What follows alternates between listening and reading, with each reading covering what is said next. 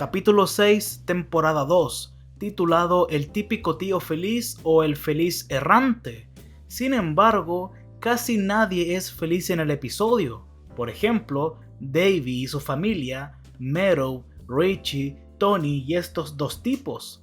Además, el capítulo habla mucho sobre cómo estos miembros de la mafia y los personajes en general perciben la masculinidad. Bienvenidos a otro sobreanálisis de Los Soprano. Como siempre, recuerden que habrá spoilers. Todo comienza con un representante de una universidad hablando y sus diálogos establecen un par de puntos argumentales del capítulo.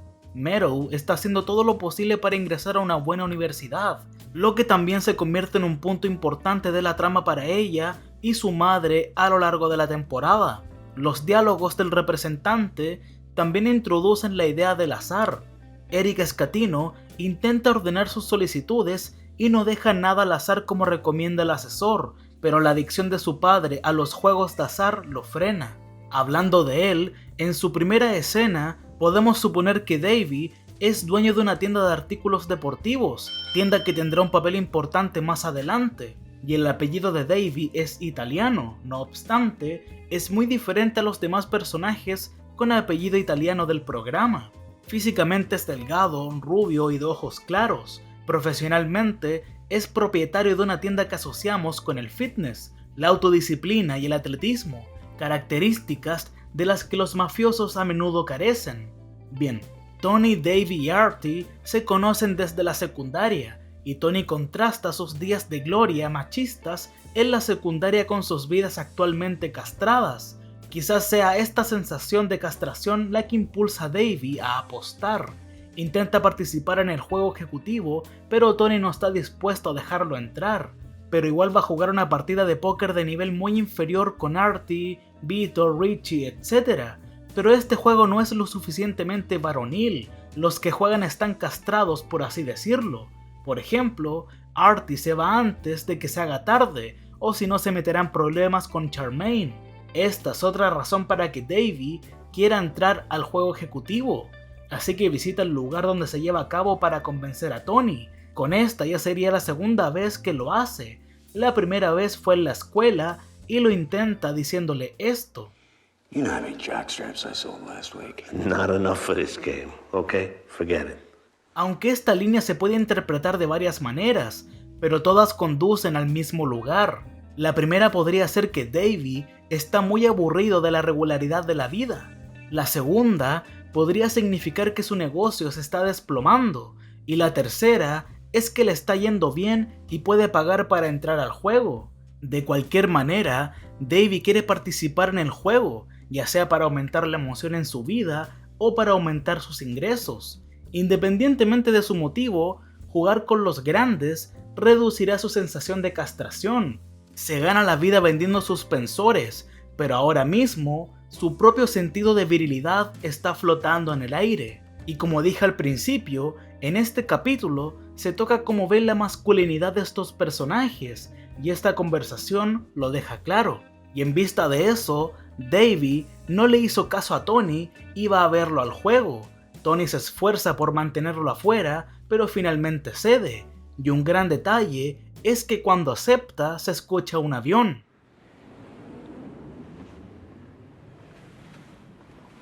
Como si nos quisieran decir, allá vamos, a Davey le espera una gran tragedia. Y por otro lado, muchos piensan que Tony no quiso mantenerlo afuera del juego y otros creen que sí se esforzó por mantenerlo afuera. Por un lado, Davey es adulto y de alguna manera sabía en qué se estaba metiendo. Y es probable que Tony con su gran percepción haya visto una gran oportunidad con la tienda de Davey, ya que desafortunadamente para Davey no era tan buen amigo como Artie. Pero bueno, en el juego ejecutivo juegan los grandes, además de un par de mafiosos de alto nivel de Nueva York y Nueva Jersey. En la mesa está el propio Frank Sinatra Jr. y el urólogo cuya especialidad son los implantes de pene. Al otro día, Richie entra a la habitación y se sorprende al descubrir que Davey, que está en deuda con él, está invirtiendo dinero en el juego y perdiendo. Richie hace una escena e intenta golpear a Davey. No son solo él y Richie quienes intentan demostrar su masculinidad aquí, Tony también debe mostrar su fuerza, debe mantener su posición como macho alfa de la mafia, y en otras escenas también lo hace al encender un puro en una funeraria, y cuando va a ver a Davey, y tal vez no quería visitarlo y hacerle daño, y probablemente por esa razón suspira antes de entrar. Casi como si se estuviera preparando mentalmente para entrar en modo gángster, sabiendo que su amistad podría ser afectada. Pero bueno, Tony muestra su masculinidad y le ordena que le pague a él primero y a Richie después. Y quizá Davey tenga suerte de que Tony ahora sea considerado su principal acreedor. Tony puede ser un villano, pero no es tan villano como Richie. Tony no va a atropellarlo con una camioneta por pagos atrasados, pero sí puede golpearlo. Y por supuesto, el ángulo bajo de la cámara enfatiza la enorme masa de Tony. Asimismo, no baja el tono de su amenaza solo porque Davey sea un antiguo compañero de secundaria o porque sus hijos ahora asisten juntos a la escuela. Desesperado por conseguir dinero, Davey pide un préstamo a Artie, pero no está dispuesto a ayudarlo, por lo que Davey inventa una razón improvisada y estúpida para quitarle el auto a su hijo, y luego se lo da a Tony, quien a su vez se lo da a Meadow. Momento que es interesante. En este plano secuencia, Davey llega a su casa en un auto tal vez caro, sale y reflexiona sobre sus deudas con Tony, mira el auto ligeramente sucio de su hijo y encuentra la solución. Pasa presumiblemente por el auto de su esposa, el cual podría compartir, y finalmente pasa por una bicicleta que podría usar para ir a su tienda de deportes, donde van personas atléticas, pero prefiere hacer sufrir a su típico tío feliz, que es su hijo. Y esta acción desata el infierno en la casa de los Soprano, cuando Meadow se da cuenta de que su padre acaba de intentar regalarle el coche de su amigo, en una ironía que refleja el estatus privilegiado del patriarcado en este universo de la serie. Es el hijo de Davey y luego las mujeres de la familia Soprano quienes deben sufrir como resultado de toda la ansiedad y postura masculina en este episodio, y Tony obliga a su esposa e hija a enfrentar su propia complicidad en su trabajo criminal. Por otro lado, este capítulo muestra un lado ligeramente más suave de Richie. Se disculpa con Tony por su comportamiento en el juego ejecutivo y defiende a Tony en una conversación con Janice, y esta última se vuelve más monstruosa a medida que avanza la temporada. Aquí incita a Richie, citando la falta de generosidad de Tony hacia él. Ella señala que los $50,000 que Tony le dio cuando salió de prisión son menos de lo que ganan los carteros. Y hablando de esta escena, Livia está durmiendo, mientras Janice intenta crear una brecha entre Tony y Richie. Como dije en el sobreanálisis del primer capítulo de la segunda temporada, Janice ocupará el puesto de Livia para crear conflictos y problemas entre los personajes. Livia durmiendo simboliza la influencia que ya no tiene, y Janice asume ese manto aquí. Siguiendo con lo de la masculinidad, en una de las sesiones con Melfi se toca este punto. Tony vuelve a hablar de Gary Cooper, como en el primer capítulo. Dice que es su hombre idealizado, su símbolo del tipo fuerte y silencioso. Además, se queja de que la terapia es para personas débiles. Para él, la terapia es parte de una cultura afeminada de victimismo. Un hombre de verdad enfrentaría al mundo y nunca permitiría que lo consideraran una víctima. De hecho, le dice a Melfi que a veces le molesta que lo haga sentir como una víctima, pero guarda la peor parte de su ira para el típico tío feliz que va silbando por la vida sin preocupaciones. Pero en realidad, no hay nadie en el mundo que vaya por la vida sin preocupaciones. Algunas personas pueden tener un carácter más alegre o ser naturalmente optimistas, pero eso no significa que no tengan preocupaciones. En su típico estilo en blanco y negro, Tony solo permite dos posibilidades: o eres el que anda feliz por la vida, o eres Gary Cooper. Pero la mayoría de nosotros, incluido Tony, ocupamos el terreno gris intermedio. No somos tontos despreocupados ni héroes de Hollywood. Quizá la única excepción serían las personas con las condiciones del tío de Tony que descubrió en este mismo capítulo. A pesar de tener un nombre más varonil derivado de Hércules, su tío podría haber sido alguien feliz sin preocupaciones debido a sus discapacidades de desarrollo.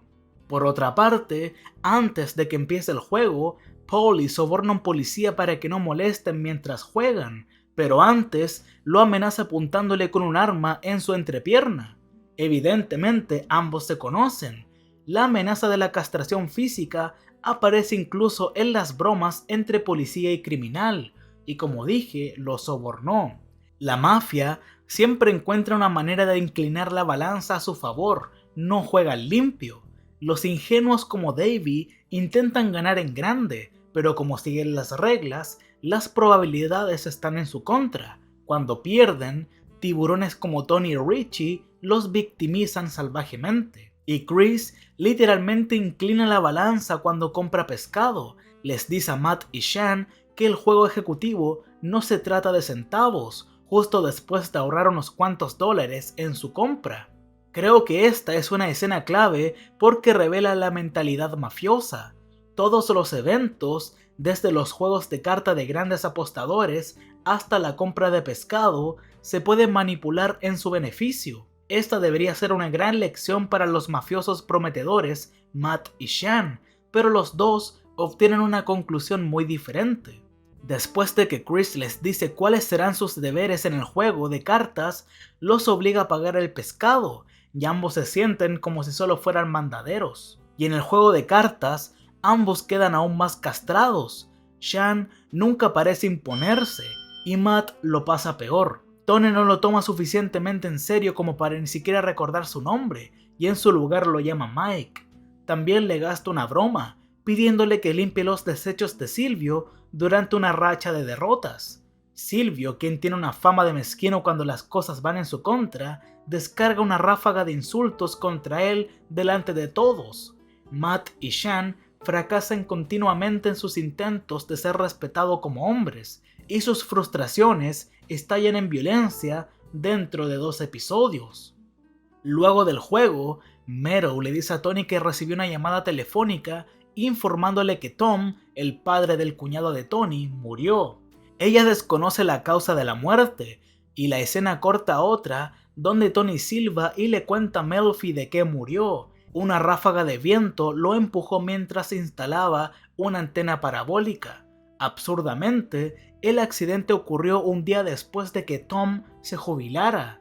El silbido de Tony describe tanto el viento como la naturaleza frágil y fugaz de la vida. El viento, la vida y la muerte estuvieron previamente asociados en el capítulo Isabela.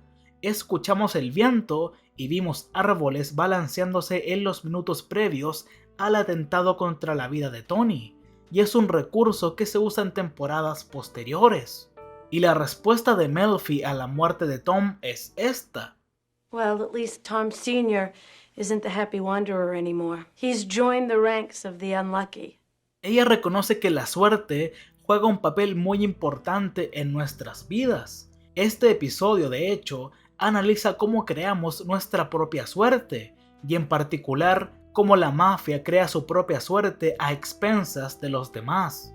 Los diálogos de apertura y cierre del episodio apuntan a esta manipulación de la entre comillas suerte por parte de la mafia. El tipo del principio les dice a los estudiantes que no dejen nada al azar.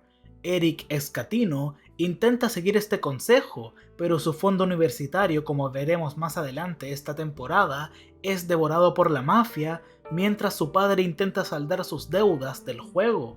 Y por último, en la escena final del episodio, Eric deja su dúo con Meadow. Es una discusión tensa, y mientras eso sucede, Tony disfruta del dulce ramo de flores.